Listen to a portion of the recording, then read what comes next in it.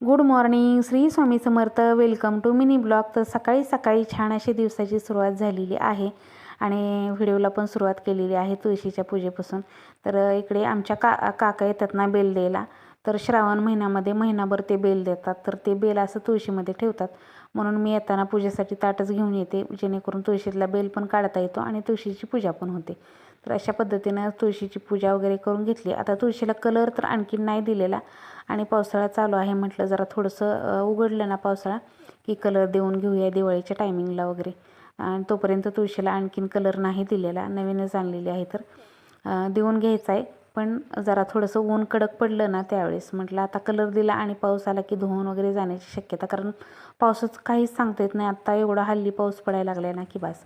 इकडे छान तुळशीची पूजा वगैरे करून घेतली आणि मस्त अशी दारामध्ये सुंदर अशी रांगोळी काढून घेतली.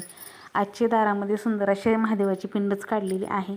खूप सुंदर वाटते बघा आणि रंगीबेरंगी फुलं वाहिल्यासारखं वाटतं ते डिझाईनमध्ये.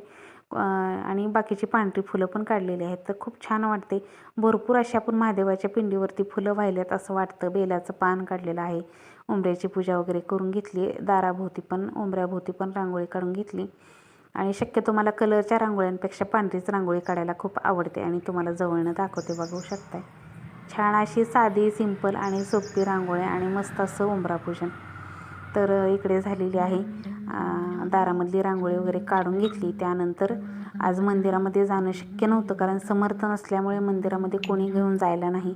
त्यामुळे महादेवाच्या पिंडीवर घरीच अभिषेक करून छान अशी पूजा केली आणि नेहमी रोज जशी करते तशीच केली, फक्त अभिषेक केलेला आहे आज. इकडे पण ह्याने दुधाने अभिषेक करून घेतला, पाण्याने अभिषेक करून घेतला, पिंड स्वच्छ करून घेतली. 21 दाणे अक्षता वाहिले, बेल वाहिला, गोकर्णाची भरपूर अशी फुलं आलेली होती आपल्या बागेमध्ये, ती वाहिली आणि सुंदर अशी आजची महादेवाची पूजा. तर बघू शकता इकडे छान वाटतं. आणि शिवामूठ आहे आज मूग, तर आमच्याकडे पिवळे मूग असतात, तर पिवळे मूग वाहते. हिरवे मूग, पिवळे मूग कुठले वाहिले तर चालतात. आजची शिवामूठ मुगाची होती.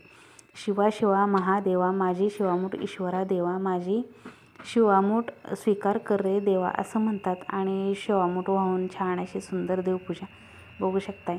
खूप प्रसन्न असं वातावरण होतं.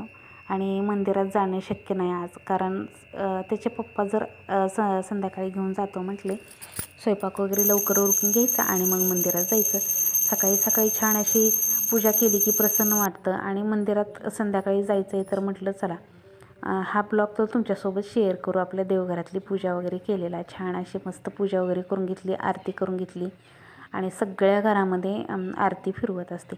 चला तर मिनी ब्लॉग कसा वाटला नक्की कमेंटमध्ये सांगा. श्री स्वामी